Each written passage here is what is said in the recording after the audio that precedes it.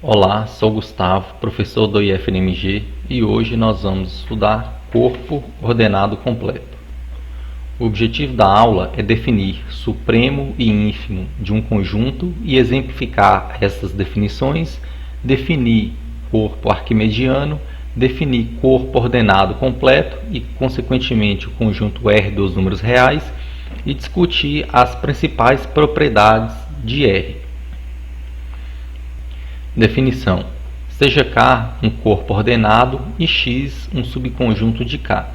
Lembrando que K ser um corpo ordenado significa que esse conjunto K está munido de duas operações, a adição e a multiplicação, no caso, duas operações binárias, que satisfazem aquela série de propriedades.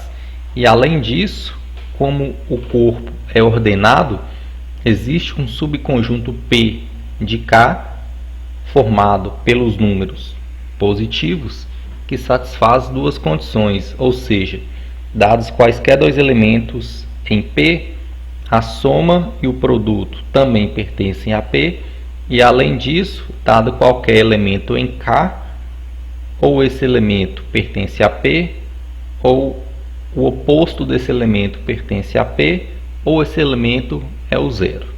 Então, diante disso, esse conjunto X diz-se limitado inferiormente quando existe um elemento A em K, tal que esse elemento A é menor ou igual que X para todo X em X. Nesse caso, nós dizemos que A é uma cota inferior de X. Item B.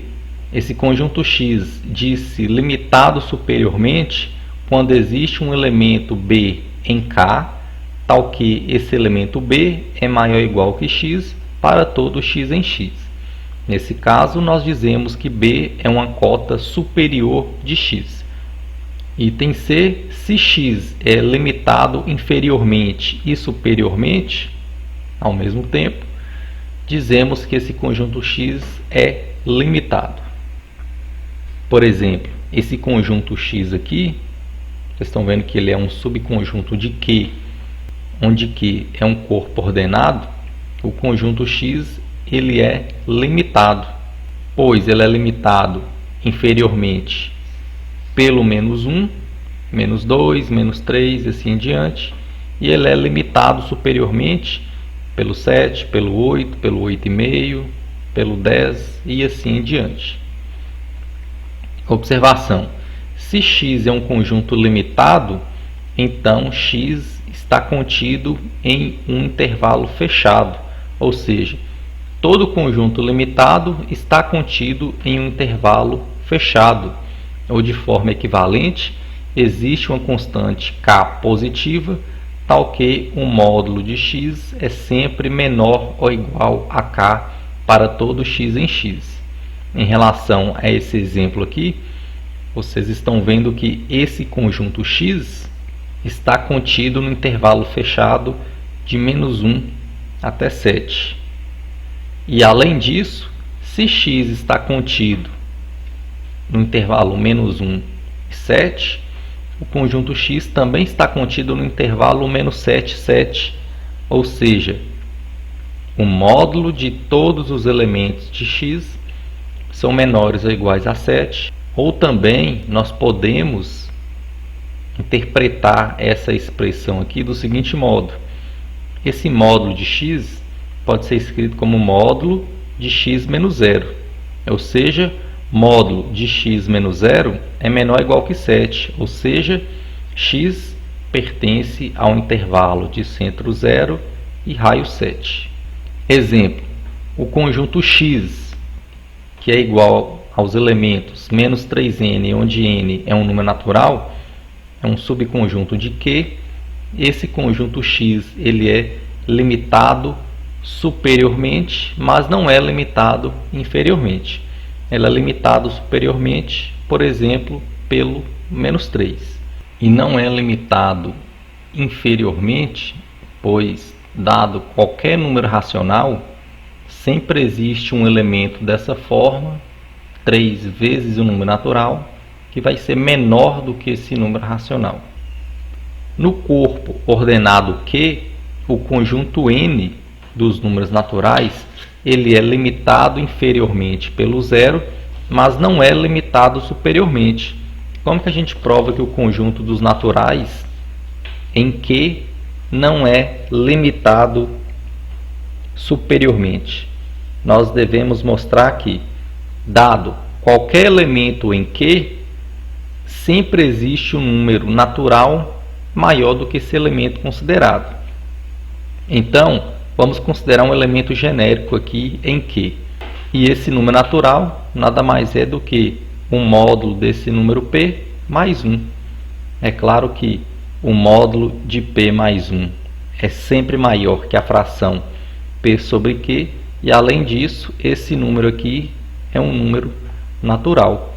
Portanto, o conjunto N dos números naturais, ele não é limitado superiormente, considerando o corpo ordenado Q. Por outro lado, o conjunto dos inteiros não é limitado inferiormente nem superiormente.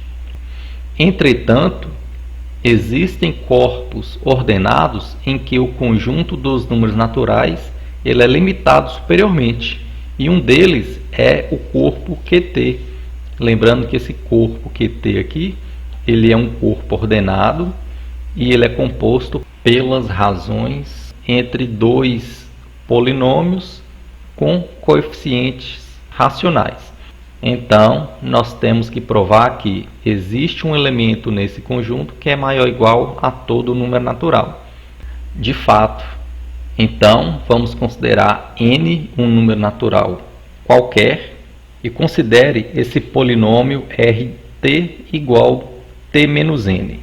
Vocês estão vendo que o coeficiente do termo de maior grau aqui vale 1, e como 1 é um número positivo, isso significa que, de acordo com a definição de corpo ordenado de Q de T, esse polinômio ele é positivo.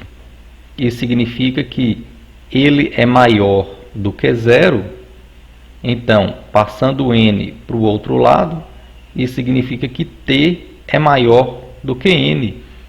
Ou seja, o polinômio t é maior do que todo número natural. Isso significa que o conjunto dos números naturais é limitado superiormente, considerando o corpo QT.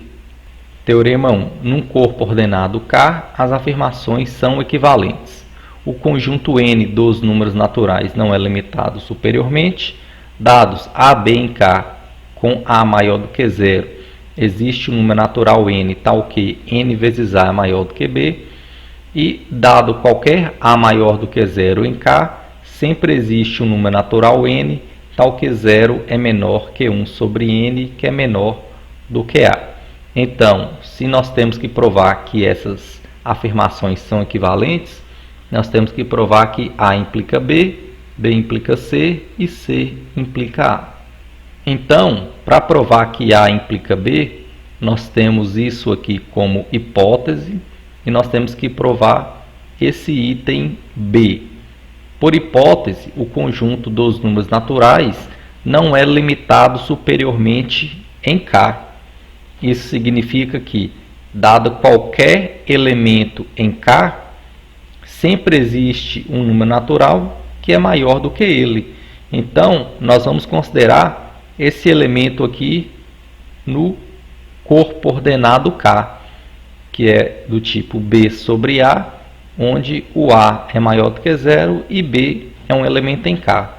Então, dado esse elemento em K, sempre existe um número natural N, tal que n é maior do que ele. Agora, o A vai estar dividindo, vou passar multiplicando, ou seja, n vezes A é maior do que B. Agora vamos provar que B implica C.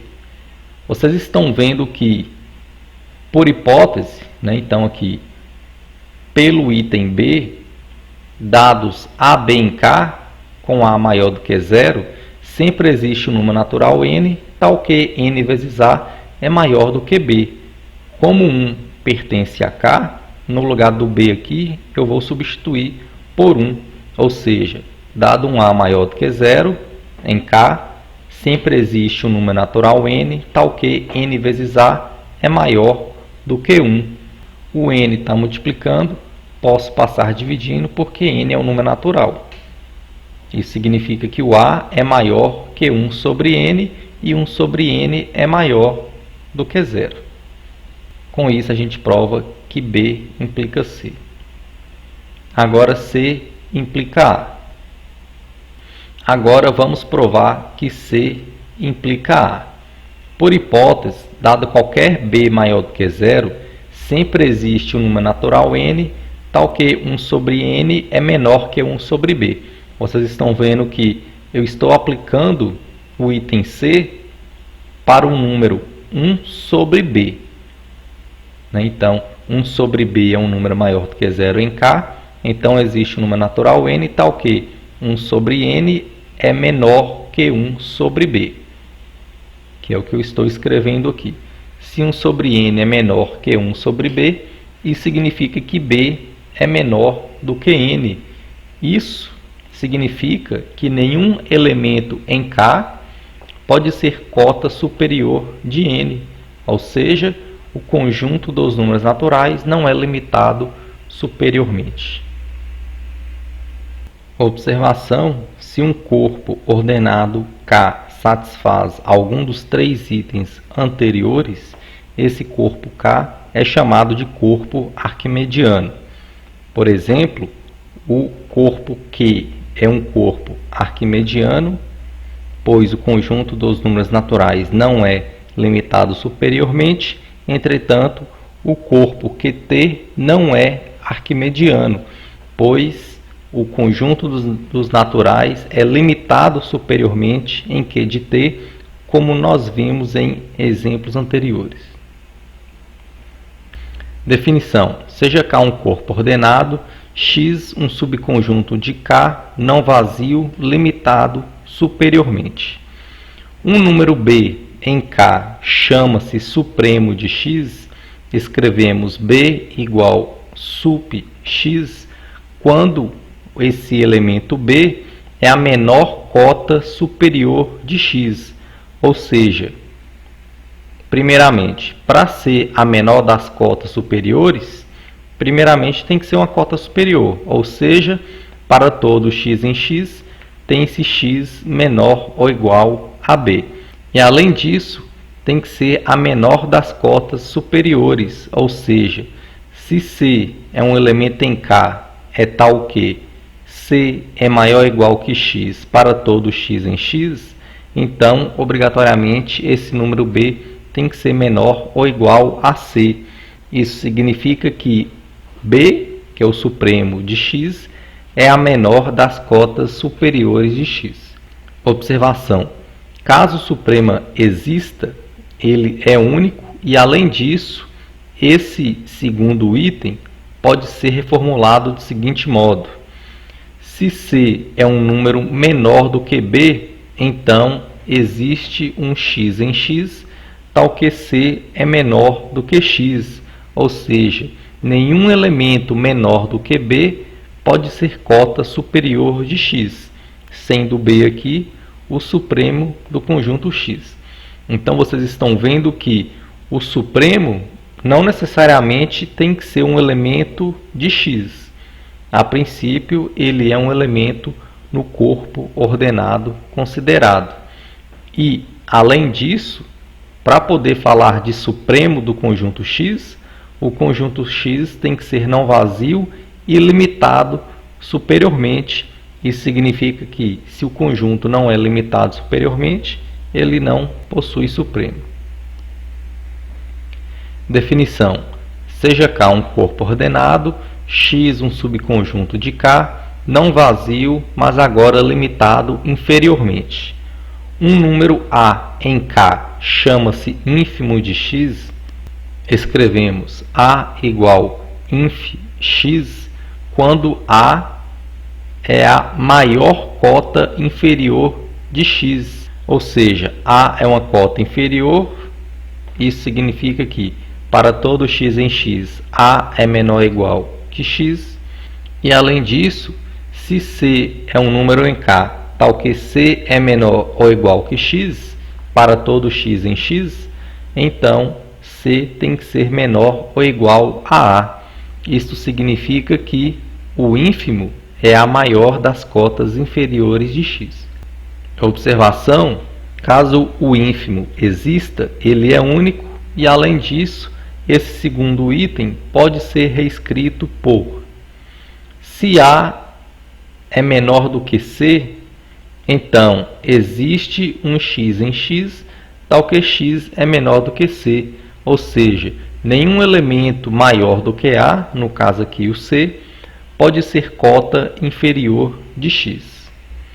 Então, vocês estão vendo que, do mesmo modo, para o supremo, este número a princípio, é um elemento no corpo ordenado, não necessariamente um elemento em x. E, além disso, o conjunto deve ser não vazio e limitado inferiormente para que exista o ínfimo dele.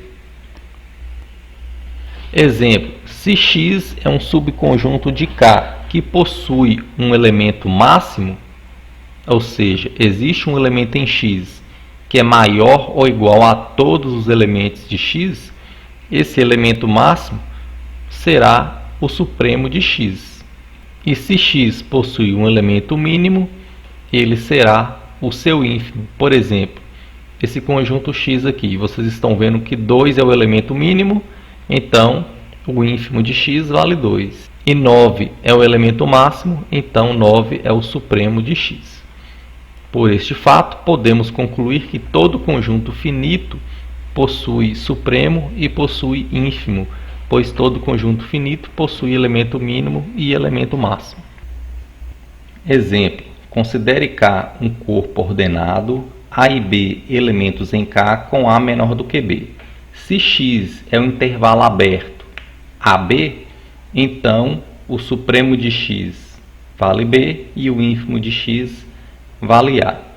Vocês estão vendo que nesse exemplo aqui, nós temos que tanto o supremo quanto o ínfimo não pertencem ao conjunto considerado. Para provar que o supremo desse conjunto é o número B, nós temos que verificar aquelas duas sentenças da definição de supremo. A primeira é que este B tem que ser uma cota superior para o conjunto x, ou seja, B tem que ser maior ou igual a todos os elementos do conjunto x, e isso é óbvio. Agora, a segunda sentença significa que este elemento B é a menor das cotas superiores de x, onde nós podemos interpretar essa sentença do seguinte modo: se C é um número menor do que B, então nós devemos mostrar que existe um elemento x no conjunto x, tal que x é maior do que C, e isso significa que todo elemento menor do que B não pode ser cota superior de x. E é isso que a gente vai fazer. Então vamos considerar um número C no corpo ordenado, tal que C é menor do que B. Nós vamos mostrar que existe um elemento x em x, tal que x é maior do que C, completando a demonstração do supremo. Sendo assim, se C é menor do que B, nós temos duas possibilidades. A primeira é que o C, sendo C menor do que B, C pode pertencer ao intervalo AB, ou C pode ser um número menor ou igual a A.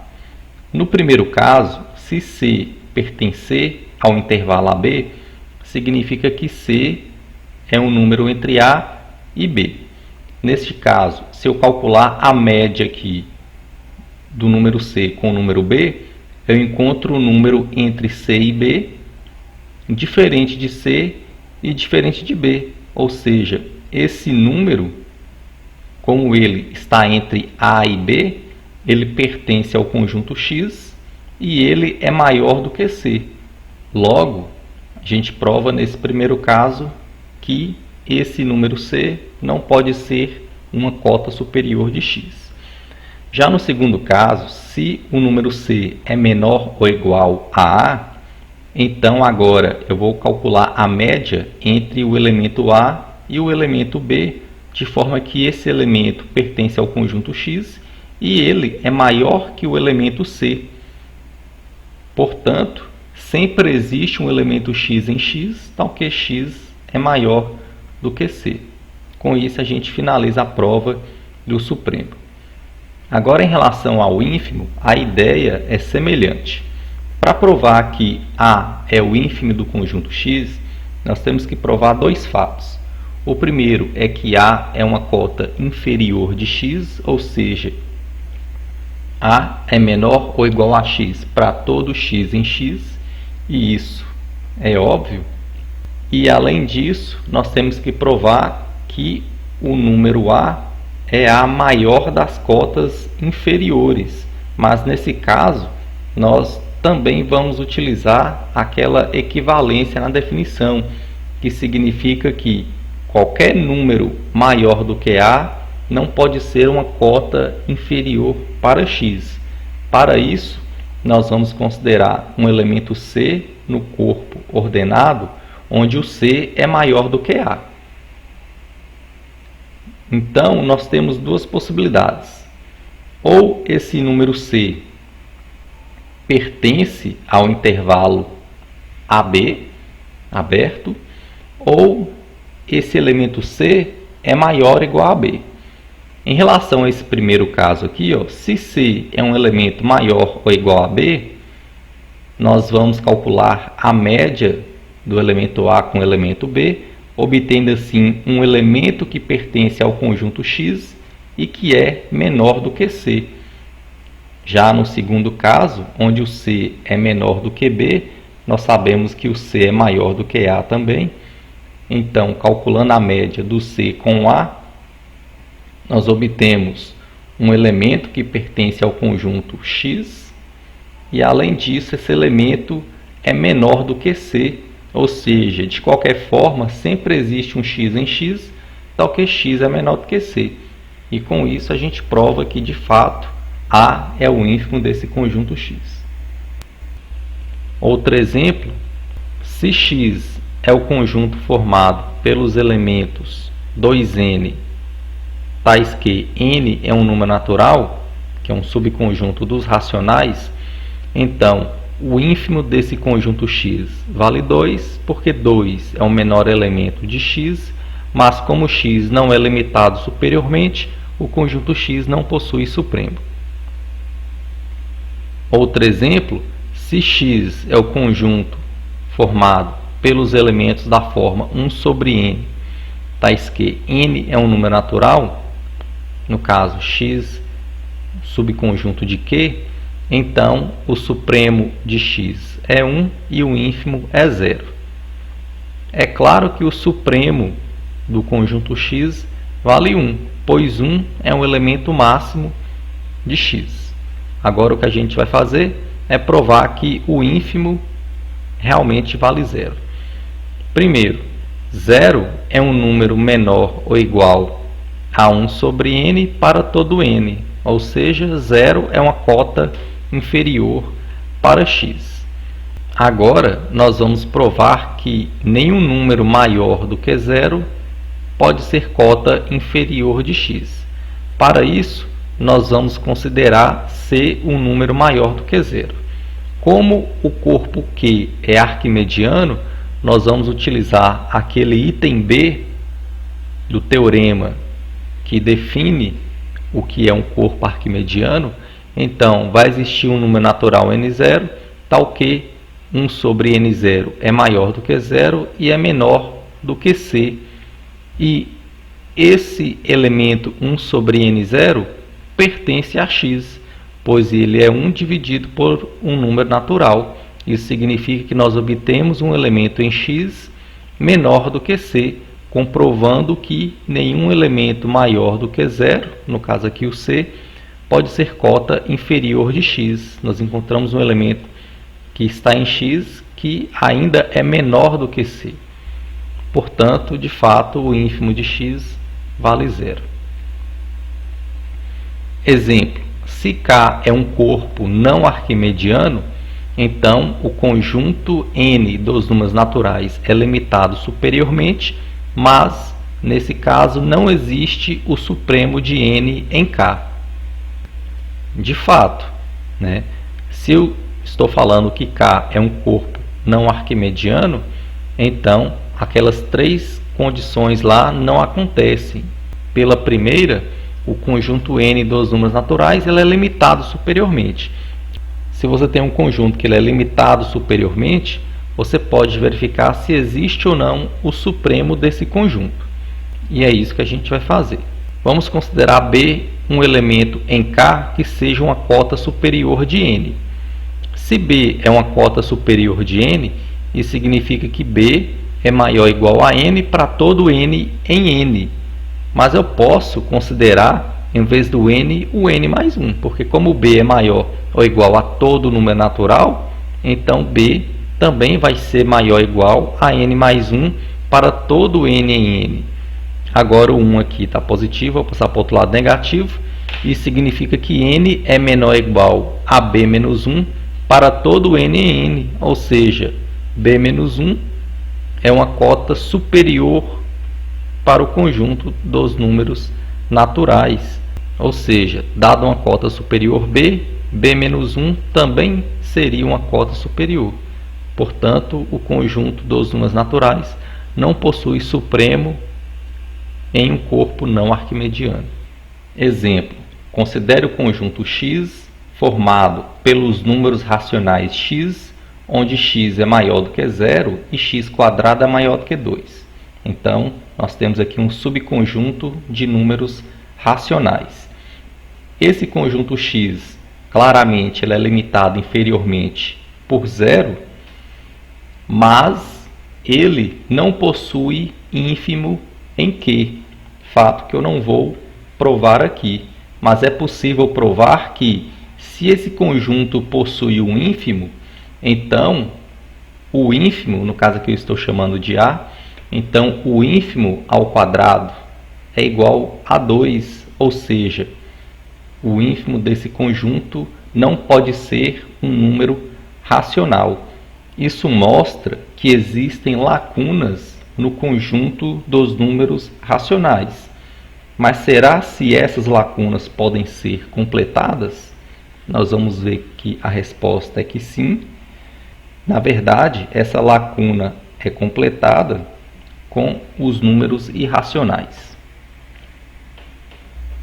Definição: um corpo ordenado K é dito completo se todo subconjunto não vazio, limitado inferiormente, possui ínfimo em K.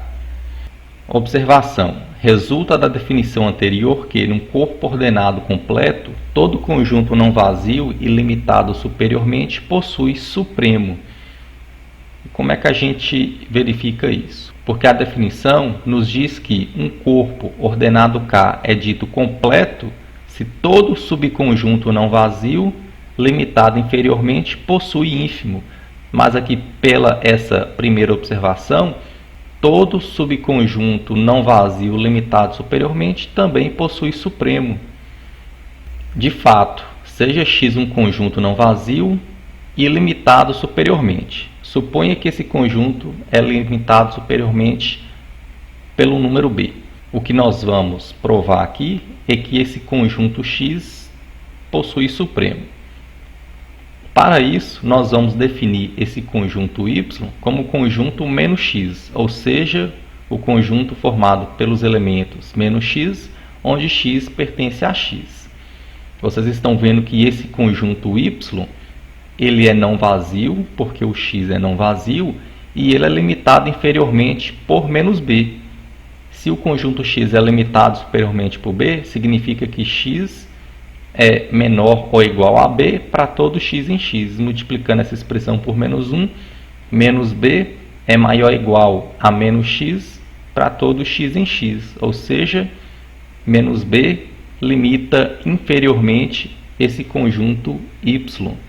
Então, se eu tenho um conjunto y não vazio limitado inferiormente, por definição, ele vai possuir um ínfimo. No caso aqui eu estou denotando por A. E nós conseguimos provar que menos A vai ser justamente o supremo desse conjunto x. Segunda observação, todo corpo ordenado completo é arquimediano. Como é que a gente pode justificar isso? Vamos pensar aqui por absurdo. Então, suponha que nós tenhamos um corpo ordenado completo e ele não seja arquimediano. Se ele não é arquimediano, o conjunto dos números naturais é limitado superiormente. E nós provamos em exemplos anteriores que, neste caso, não existe o supremo de n no corpo ordenado completo considerado. E isso gera um absurdo pela definição de corpo ordenado, onde, pelo item A, todo conjunto não vazio limitado superiormente deve possuir supremo. Exemplo, o conjunto dos números racionais não é um corpo ordenado completo, pelo exemplo que nós vimos anteriormente. Existe um subconjunto de números racionais limitado inferiormente, mas que não possui ínfimo. Adotaremos a partir de agora o axioma fundamental da análise matemática, que nos diz que existe um corpo ordenado completo, denotado aqui por R, chamado corpo dos números reais. Agora, voltando naquele exemplo do subconjunto Y dos racionais limitado inferiormente por zero, mas em que esse conjunto não possui ínfimo, nós já vimos que todo corpo ordenado contém o conjunto dos números racionais. Então, esse corpo ordenado completo R contém aquele subconjunto Y formado por números racionais. Nesse caso, aquele conjunto vai possuir ínfimo em R. Então, como já foi observado, existe em R um número positivo A, tal que A ao quadrado é igual a 2, onde esse número A é justamente o ínfimo do conjunto Y. Este número será representado por raiz de 2, e é claro que só existe um número positivo cujo quadrado vale 2. Aos elementos do conjunto R-Q, nós chamaremos de números irracionais. Ao mesmo tempo, dados dois números naturais m e n, é possível mostrar que, se essa raiz não é um número natural, então essa raiz é um número irracional. Isto é, existem infinitos números irracionais dessa forma aqui, como por exemplo, o raiz de 2, o raiz de 5 e a raiz cúbica de 6. Teorema 2. O conjunto dos números reais é não enumerável. Prova. Como nós já sabemos que esse intervalo aberto 0, 1 é um subconjunto de R e é não enumerável, então o conjunto R também é não enumerável, pois possui um subconjunto não enumerável. Teorema 3. Todo intervalo não degenerado de números reais é não enumerável. Como é que a gente vai provar isso? Como todo intervalo não degenerado de números reais contém um intervalo aberto, nós vamos mostrar que o intervalo aberto é não enumerável. Consequentemente, todo intervalo não degenerado é não enumerável, pois possui um subconjunto não enumerável. Com efeito, considere a função f do intervalo aberto 0, 1 no intervalo aberto AB, definida do seguinte modo: f de x igual b menos a que multiplica x mais a. É claro que essa função f aqui é uma bijeção.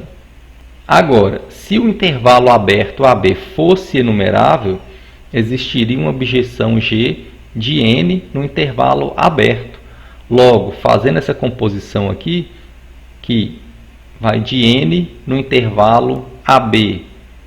Agora, aplicando a inversa do f, que vai do intervalo AB, intervalo 0, 1, ou seja, essa composição aqui parte de n e chega no intervalo aberto 0, 1, como eu tenho uma composição de duas bijeções, isso aqui é uma bijeção, isso significa que o intervalo aberto 0, 1 seria enumerável. E isso é um absurdo.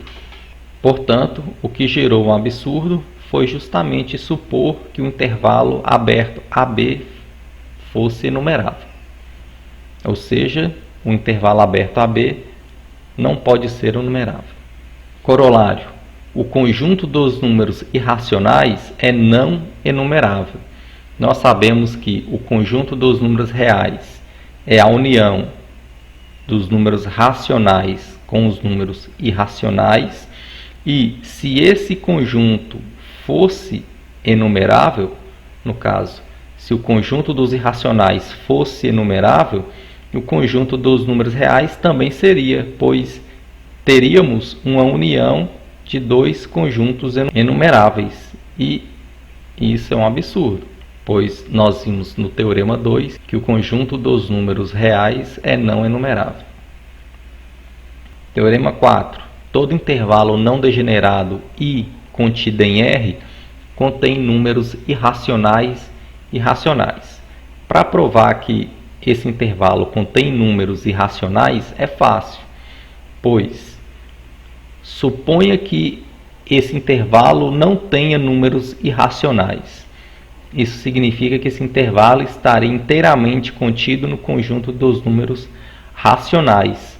E nós sabemos que o conjunto dos números racionais é enumerável, consequentemente o intervalo seria enumerável, mas isso é um absurdo pelo Teorema 3 anterior.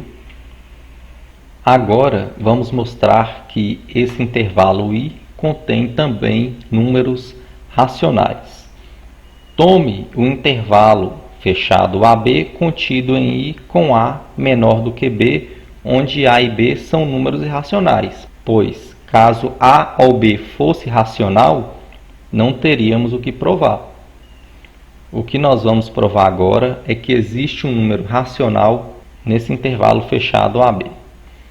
Como o conjunto dos números reais é um corpo arquimediano, pois ele é um corpo ordenado completo, pelo item C da definição de corpo arquimediano, existe um número n natural, tal que 1 sobre n vai ser menor do que b menos a, sendo b menos a um número positivo por essa expressão aqui. Sabe-se que o conjunto dos números reais pode ser escrito como a união desses intervalos fechados, onde o n é esse número natural e m varia, sendo m um número inteiro. Por exemplo, para ficar mais claro, se considerarmos aqui o n igual a 2, como é que seria a união desses intervalos aqui? Seria um intervalo fechado 0, meio, união, com intervalo fechado, meio, 1, união, com intervalo fechado, 1, 3 sobre 2, união com intervalo fechado, 3 sobre 2 e 4 sobre 2, e assim em diante. Ou seja, toda a reta real ela é coberta por essa união de intervalos fechados. Logo, existe um número inteiro, que eu estou denotando aqui por m, onde o elemento A pertence a esse intervalo aqui. Pois, como A é um número real, A pertence a um desses intervalos aqui. Mas, como A é um número irracional, isso significa que A não pode ser nem esse número, nem esse número. E além disso, o comprimento desse intervalo é 1 sobre n, que é menor do que b menos a. Isso significa que o número b tem que estar fora desse intervalo. Se o número B está fora desse intervalo, isso significa que esse elemento aqui, que é o m mais 1 sobre n, pertence ao intervalo fechado AB.